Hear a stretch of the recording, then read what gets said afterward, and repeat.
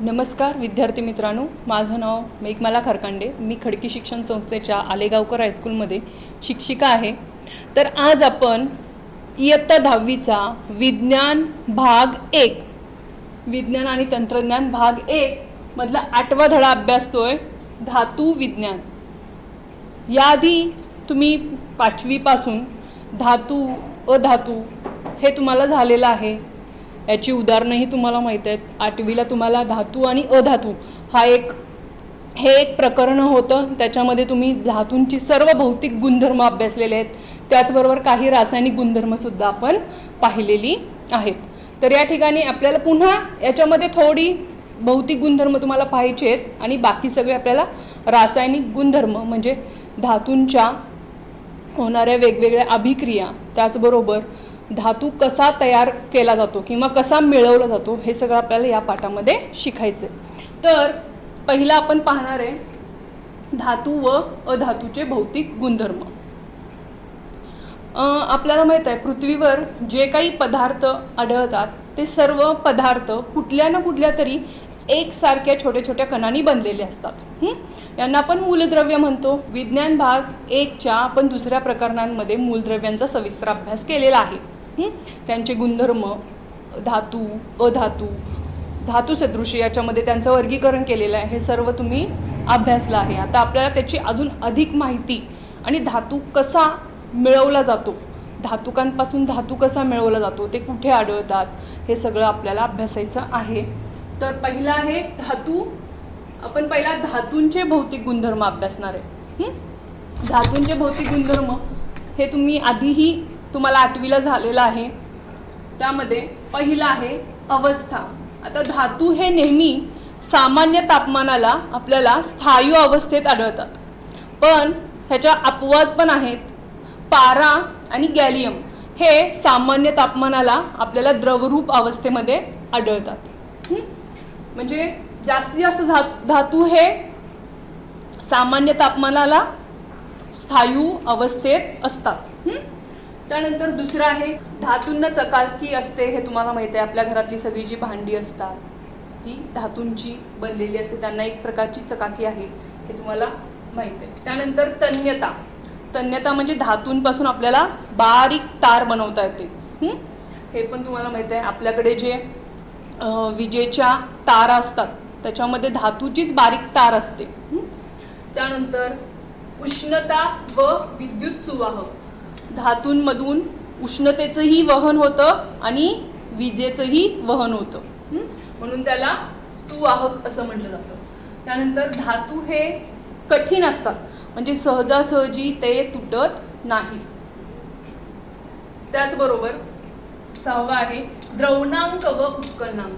धातूंचा द्रवणांक आणि उत्कलनांक हा उच्च असतो, म्हणजे ते सहजासहजी त्यांचं द्रवरूपामध्ये रूपांतर होत नाही किंवा ते कमी तापमानाला उकळत सुद्धा नाहीत पटकन. त्यानंतर नादमयता. नादमयता म्हणजे धातू जर एखाद्या विशिष्ट कुठल्याही गोष्टीवर जर आदळला तर त्याच्यामधून एक आवाज तयार होतो, त्याला म्हणतात नादमयता. आता ह्याचं उदाहरण म्हणजे आपल्या शाळेतली घंटा.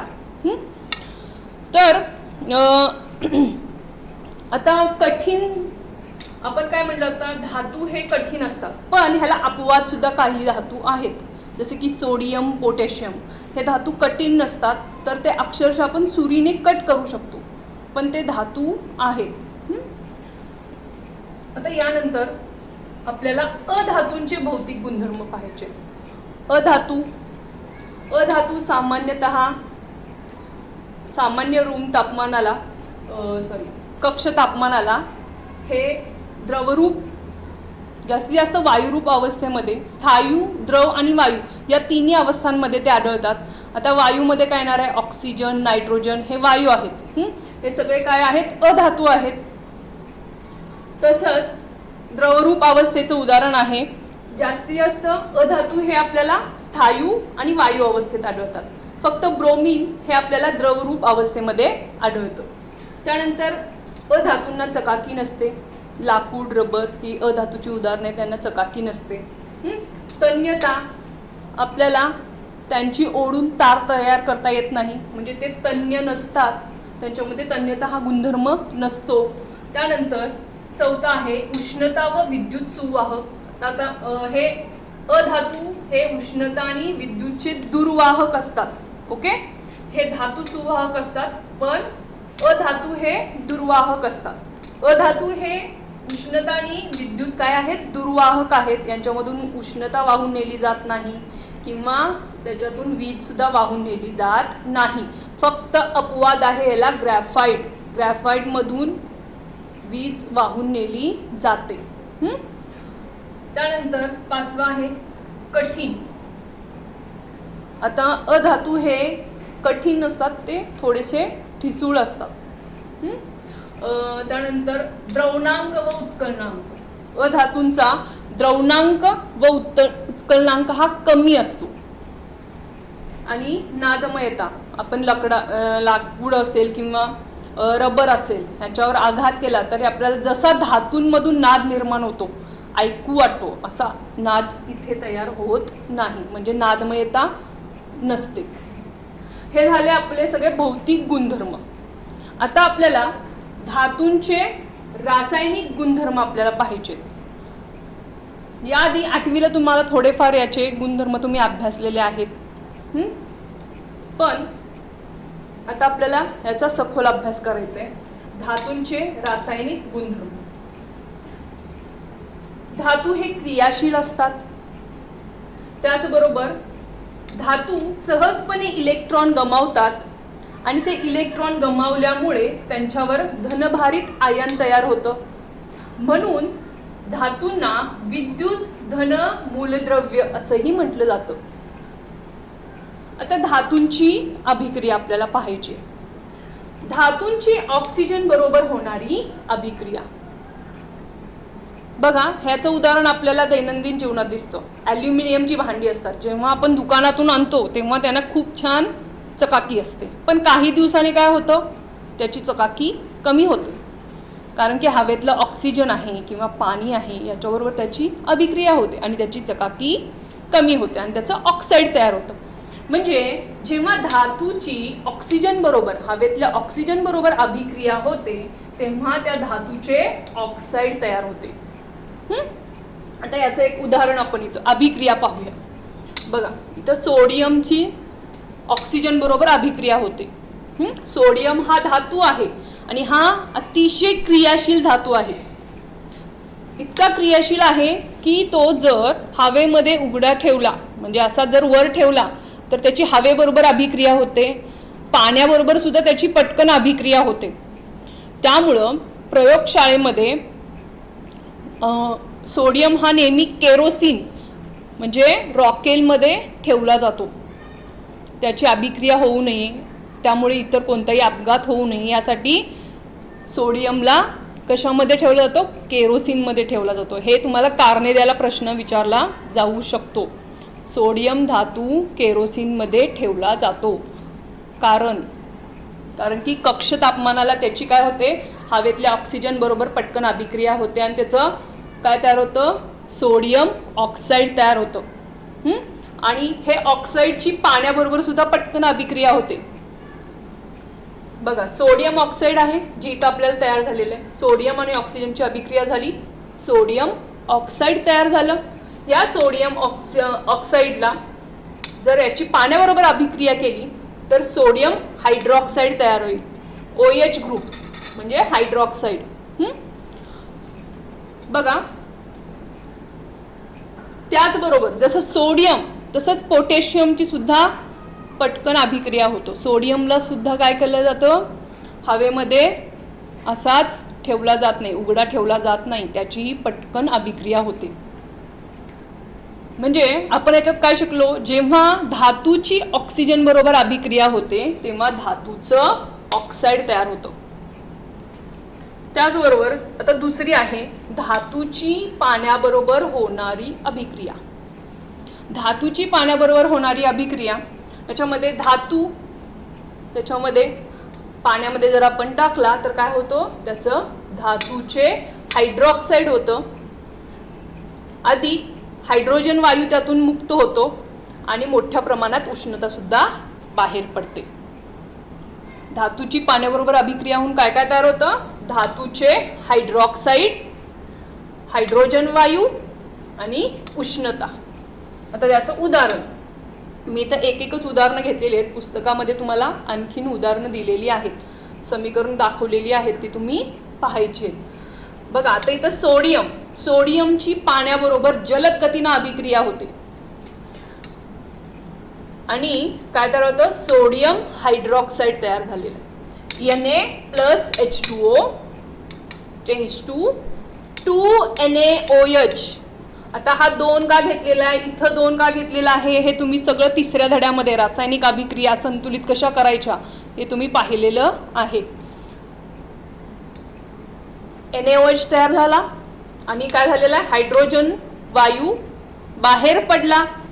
आता हा हायड्रोजन वायू बाहेर पडला हे आपल्याला कसं कळतं? जेव्हा तुम्ही प्रयोगशाळेत जाताना हा प्रयोग जर केला आणि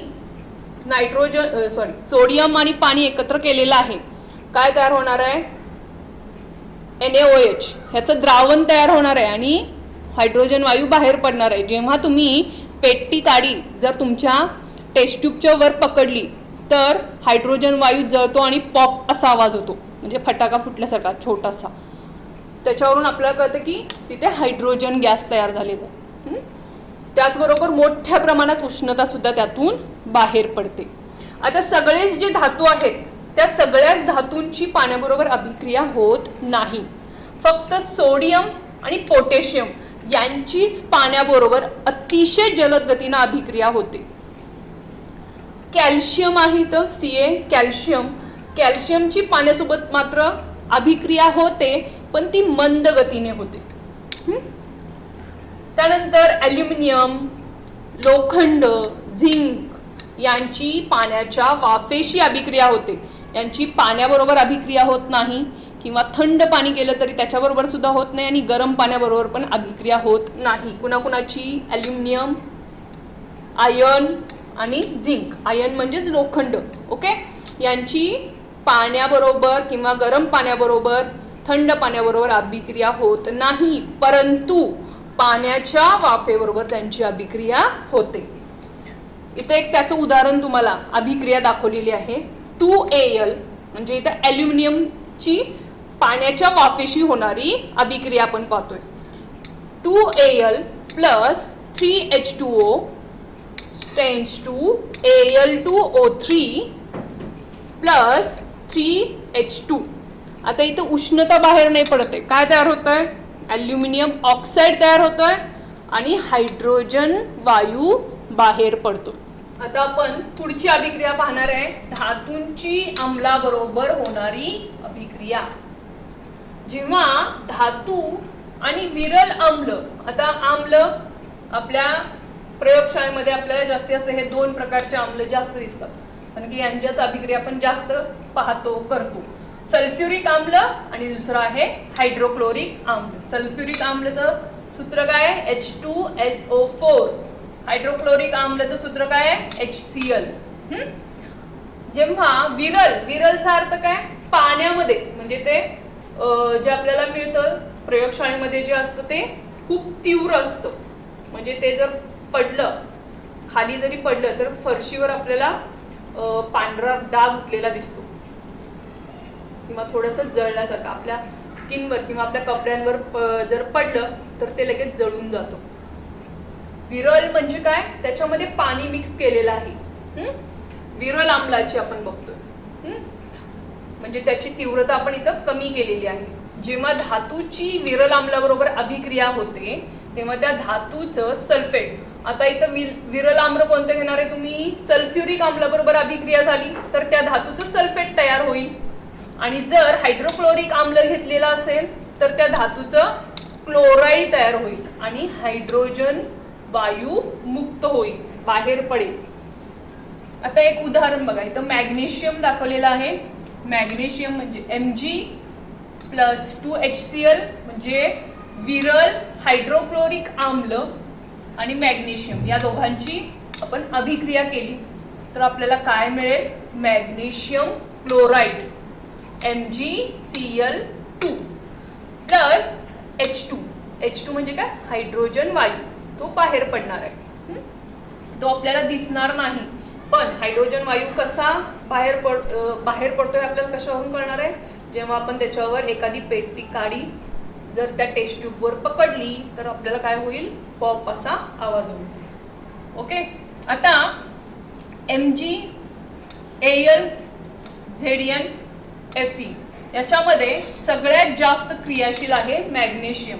म्हणजे मॅग्नेशियमची आम्लाबरोबर ही जास्त तीव्रतेने अभिक्रिया होते. त्याच्या मानाने ॲल्युमिनियमची कमी, झिंकची त्याच्यापेक्षाही कमी आणि लोखंडाची आम्लाबरोबर थोडीशी उशिरा म्हणजे मंद गतीने अभिक्रिया होते. आता धातूचे नायट्रिक आम्लाबरोबर अभिक्रिया, धातूची नायट्रिक आम्लाबरोबर अभिक्रिया आपण हे सल्फ्युरिक आणि हायड्रोक्लोरिक आम्लाबरोबर पाहिली. आता नायट्रिक आम्लाबरोबर जेव्हा अभिक्रिया होते तेव्हा धातूचे नायट्रेट तयार होते. त्याचबरोबर नायट्रिक ऑक्साईड आणि पाणी हे सुद्धा आपल्याला उत्पादित त्यातून मिळतात. बघा इथं आपण धातू घेतलेला आहे Cu म्हणजे तांबे, तांब्याची आपण नायट्रिक आम्लाबरोबर संहत म्हणजे तीव्र, याच्यामध्ये पाणी नाही, अगदी तीव्र आम्ल आपण घेतलेलं आहे HNO3. नायट्रिक आम्लाचं रेणूसूत्र आहे HNO3. ओके, HNO3 बरोबर आपण तांब्याची म्हणजे Cu ची अभिक्रिया केली तर आपल्याला काय मिळणार आहे? कॉपर नायट्रेट म्हणजे CuNO3 टॉईस, कॉपर नायट्रेट. त्यानंतर नायट्रोजन डायऑक्साईड NaO2 हा गॅस आहे आणि पाणी H2O. आपल्याला 3 उत्पादिते या ठिकाणी मिळतात. कॉपरची आपण तीव्र नायट्रोजन बरोबर नायट्रिक आम्लाबरोबर अभिक्रिया केली तर आपल्याला काय मिळालेलं आहे? कॉपरचं नायट्रेट मिळालेलं आहे. त्यानंतर नायट्रिक ऑक्साईड, आता इथं O2 आहेत म्हणून याला आपण म्हणणार आहे डाय ऑक्साईड, नायट्रिक डायऑक्साईड आणि वॉटर. जर इथं आपण तीव्र घेतलं, आता आपण जर कमी तीव्रतेचं म्हणजे त्याच्यामध्ये पाणी टाकलं, कृषामध्ये नायट्रिक आम्लामध्ये जर आपण पाणी टाकलं तर त्याची तीव्रता कमी करणार आहे म्हणजे त्याला आपण म्हणणार आहे विरल आम्ल. विरल आम्लाबरोबर जर आपण कॉपरची अभिक्रिया केली म्हणजे तांब्याची अभिक्रिया केली तर आपल्याला इथं सेम त्याचं नायट्रेट मिळणार आहे म्हणजे कॉपर नायट्रेट मिळणार आहे. इथं आपल्याला नायट्रोजन डायऑक्साईड मिळाला होता, इथं नायट्रिक ऑक्साईड म्हणजे NO फक्त मिळतो. इथं O2 होता, इथं एकच O आहे आणि सेम पाणी पण मिळणार आहे. फक्त फरक इथं होतोय. यानंतर आपण धातूंची इतर धातूंच्या क्षाराच्या द्रावणाबरोबर होणारी अभिक्रिया आपण पाहतोय. पहिला आपण काय पाहिली? धातूची ऑक्सिजन बरोबर, त्यानंतर पाण्याबरोबर, त्यानंतर आम्लाबरोबर अभिक्रिया पाहिली. आता आपण काय पाहतोय? धातूच्या इतर क्षाराबरोबर होणारी, क्षाराच्या द्रावणाबरोबर होणारी अभिक्रिया. आता इथे आपण घेतलेले धातू A अधिक B धातू क्षाराचे द्रावण म्हणजे दुसऱ्या एका धातूच्या क्षाराचे द्रावण, या दोघांची जर आपण अभिक्रिया केली तर आपल्याला इथं अधातू क्षाराचे द्रावण आणि धातू ब म्हणजे काय होतंय? A च्या जागी B येतो आणि B च्या जागी A म्हणजे हे दोघं काय करतात? ह्यांचं इथे विस्थापन होतंय. एकेरी विस्थापनाचं हे उदाहरण आहे. आता ह्यासाठी तुम्हाला प्रयोगशाळेमध्ये तुमच्या प्रयोगवहीमध्ये प्रयोग आहेत रासायनिक अभिक्रियांमध्ये, त्यामध्ये तुम्हाला हा प्रयोग आहे. याच्यामध्ये फेरस सल्फेटच्या द्रावणामध्ये, फेरस सल्फेट म्हणजे FeSO4 च्या द्रावणामध्ये जर आपण कॉपरची एक तार जर आपण बुडवून ठेवली तर काही वेळाने A म्हणजे आपण इथं लोखंड घेतलेला आहे म्हणजे लोखंडाचा एक खिळा आणि B मध्ये आपण कॉपर सल्फेटचं द्रावण घेतलेलं आहे. हे दोन्ही द्रावण म्हणजे खिळा आणि कॉपर सल्फेटच्या द्रावण याच्यामध्ये आपण जर खिळा बुडवून ठेवला तर काही वेळाने इथं कॉपर आहे तो कॉपर काय होतो? इथला फेरस सल्फेट Fe निघून जातो आणि त्याच्यावर कॉपरचा थर तयार होतो. म्हणजे खिळा जो दिसायला सिल्वर कलरचा असतो त्याच्यावर लाल रंगाचा थर आपल्याला जमा झालेला असतो. तो लाल रंगाचा थर म्हणजे काय आहे? कॉपर. तर ही तुम्ही तिसऱ्या धड्यामध्ये ही अभिक्रिया पाहिलेली आहे.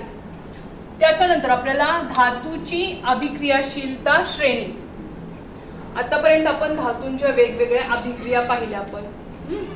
त्याच्यावरून काय केलेले आहे, कोणता धातू जास्त क्रियाशील आहे, कोणता मध्यम आहे किंवा कोणता कमी क्रियाशील आहे हे त्यांनी त्याच्यावरून ठरवलेलं आहे. धातूंची त्यांच्या अभिक्रियाशीलतेच्या चढत्या किंवा उतरत्या क्रमाने केलेल्या मांडणीला धातूंची अभिक्रियाशीलता श्रेणी म्हणतात. आता ह्याचा चार्ट तुम्हाला पुस्तकामध्ये आहे. जास्त क्रियाशील धातू कोणते कोणते आहेत? पोटॅशियम, सोडियम, लिथियम, कॅल्शियम हे काय जास्त क्रियाशील धातू आहेत. म्हणजे यांची पाण्याबरोबर अभिक्रिया होते, ऑक्सिजन बरोबर होते, आम्लाबरोबर होते. मध्यम क्रियाशील धातू मॅग्नेशियम, ॲल्युमिनियम, झिंक म्हणजे जस्त, आयर्न आणि पीबी म्हणजे पीबी. त्यानंतर कमी क्रियाशील धातू म्हणजे ज्यांची पाण्याबरोबर अभिक्रिया होत नाही, हवेबरोबर अभिक्रिया होत नाही, आम्लाबरोबर सुद्धा क्वचितच अभिक्रिया होते, असे जे धातू आहेत त्यांना आपण म्हणतो कमी क्रियाशील धातू. याच्यामध्ये Cu, कॉपर आहे, पारा आहे, त्यानंतर चांदी आणि सोने. सोने हा सर्वात कमी अभिक्रियाशील धातू आहे. म्हणजे याची हवा, पाणी, आम्ल कोणाशीही अभिक्रिया होत नाही. आता यानंतर धातूंची अधातू बरोबर होणारी अभिक्रिया. आता धातू आणि धातूच्या क्षाराबरोबर अभिक्रिया पाहिली. आता धातू आणि अधातू या दोघांची जर अभिक्रिया केली तर काय तयार होतं? आयनिक संयुग तयार होतो. म्हणजे इथं Na हा सोडियम धातू घेतलेला आहे, Cl हा क्लोरीन अधातू घेतलेला आहे.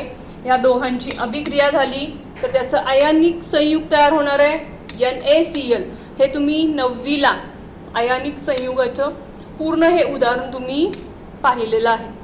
त्याचं इलेक्ट्रॉन स्वरूपन, त्याची इलेक्ट्रॉन स्वरूपनाची आकृती हे सगळं तुम्ही पुस्तकामध्ये अभ्यासलेलं आहे.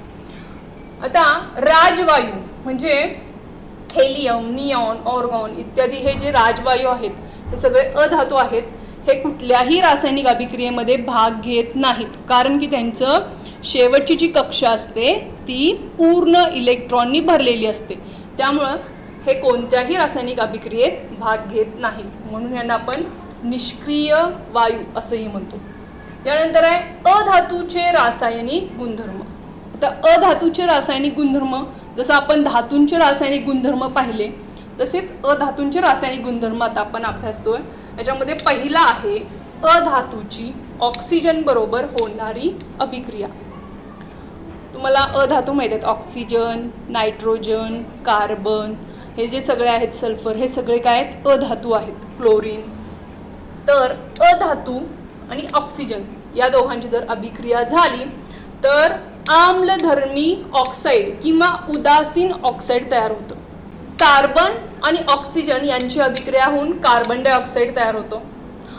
कार्बन डायऑक्साईड हा आम्लधर्मी आहे. कार्बन आणि ऑक्सिजनची अभिक्रिया होऊन कार्बन मोनॉक्साईड तयार होतो, CO. इथं O2 होता, इथं फक्त O आहे आणि हा उदासीन आहे. त्याचबरोबर आता पुढची आहे अधातूची पाण्याबरोबर अभिक्रिया. अधातूंची पाण्याबरोबर कोणत्याही प्रकारे अभिक्रिया होत नाही. अपवाद फक्त हॅलोजन ग्रुपमधले जे सगळे मूलद्रव्य आहेत त्यांची मात्र पाण्याबरोबर अभिक्रिया होते. त्याचं एक उदाहरण इथं क्लोरीनचं दाखवलेलं आहे. क्लोरीन गॅस आणि पाणी या दोघांची अभिक्रिया होते आणि हायड्रोक्लोरीन तयार होतो आणि HCl तयार होतो. याचबरोबर पुढची अभिक्रिया आहे अधातूंची विरल आम्लाबरोबर अभिक्रिया. अधातूची विरल आम्लाबरोबर अभिक्रिया होत नाही, फक्त अपवाद आहे इथं पण हॅलोजन ग्रुपमधले सगळे जे मूलद्रव्य आहेत त्यांची मात्र आम्लाबरोबर अभिक्रिया होते. Cl2 प्लस 2HBr काय तयार होणार आहे? 2HCl हे आम्ल आहे आणि Br त्यातून वेगळा होणार आहे. ॲक्वियस सोल्युशन म्हणजे द्रावण तयार होतं त्याचं. आता अधातूची हायड्रोजन बरोबर अभिक्रिया. अधातूची हायड्रोजन बरोबर अभिक्रिया केव्हा होते? जेव्हा त्याच्यासाठी आवश्यक असणारं योग्य तापमान असेल, दाब असेल, उत्प्रेरकाचा वापर जर केला तरच अधातूची हायड्रोजन बरोबर अभिक्रिया घडून येते. विशिष्ट परिस्थितीमध्ये अभिक्रिया इथे घडून येते. त्यासाठी तापमान, दाब आणि उत्प्रेरक यांचा वापर करावा लागतो. आता इथे सल्फर आहे. सल्फरची हायड्रोजन बरोबर अभिक्रिया होऊन H2S तयार होतो. त्याचबरोबर N2 प्लस 3H2 अभिक्रिया होऊन NH3 तयार होतो. आता यानंतर आहे आयनिक संयुगे. आयनिक संयुगांमध्ये धन आयन व ऋण आयन ह्या दोन घटकांपासून बनणाऱ्या संयुगांना आयनिक संयुगे असे म्हणतात. आता आयनिक संयुगांचं उदाहरण बघा या ठिकाणी Na आणि Cl हे उदाहरण तुम्ही मागच्या वर्षी हे उदाहरण पूर्णपणे अभ्यासलेलं आहे. Na आणि Cl या दोघांची अभिक्रिया होऊन म्हणजे Na वर धन प्रभार असतो, Cl वर ऋण प्रभार असतो. हे दोन्ही आयन एकत्र येऊन NaCl म्हणजे मीठ तयार होतो. आता आपल्याला आयनिक संयुगांच्या सामान्य गुणधर्म आपल्याला अभ्यासायचे आहेत. पहिलं आहे की धन आणि ऋण प्रभारित आयनांमध्ये तीव्र आकर्षण बल असतं. त्यामुळे हे स्थायीरूप असतात आणि कठीण असतात. दुसरं आहे आयनिक संयुगे ठिसूळ असून त्यांच्यावर दाब दिला असता ते तुटतात. स्थायीरूप असतात, थोडेसे कठीण असतात, पण जेव्हा आपण त्यांच्यावर दाब देऊ तेव्हा ते तुटतात. त्यानंतर आयनिक संयुगांमध्ये आंतररेणिवीय आकर्षण बल जास्त असतं. त्याच्यामुळं हा जर त्यांच्यातला आयनिक बंध तोडायचा असेल तर त्यांना जास्त उष्णता द्यावी लागते, म्हणजे जास्त ऊर्जेची गरज पडते. त्यामुळे त्यांचा द्रवणांक आणि उत्कलनांक हा उच्च असतो. त्यानंतर चौथं आहे आयनिक संयुगे पाण्यात द्रावणीय असतात, परंतु केरोसिन, पेट्रोल यासारख्या द्रावणांमध्ये ते अद्रावणीय असतात. त्यानंतर स्थायी रूपातील आयनिक संयुगे विद्युत वहन करू शकत नाही. म्हणजे आयनिक संयुग म्हणजे मीठ घेतलं तर मिठामधून काय होणार नाहीये, वीज वाहणार नाही. परंतु जर आयनिक संयुगांचं जर द्रावण तयार केलं तर त्यातून मात्र विजेचे वहन होते.